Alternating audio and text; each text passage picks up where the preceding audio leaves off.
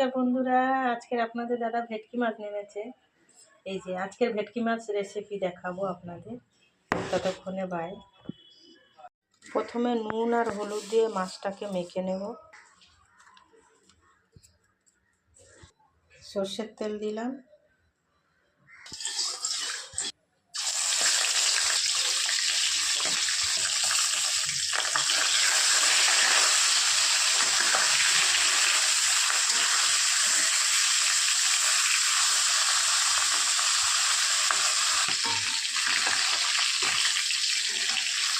মাছগুলো ভাজা হয়ে গেছে। লবণ, হলুদ হয়ে গেছে। তেজপাতা, কালো জিরে, আদা, কাঁচা লঙ্কা, লবণ, হলুদ, কাঁচা টমেটো, একটু জল দিয়ে ঢেকে দেবো। কাশ্মীরি চিলি। এবার আমি সর্ষে পোস্তটা বেটে নেব। জল দিয়ে দিলাম।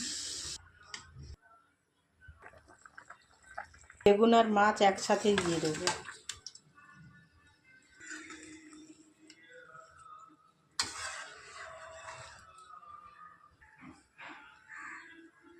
সর্ষে পোস্তটা দিয়ে দিলাম।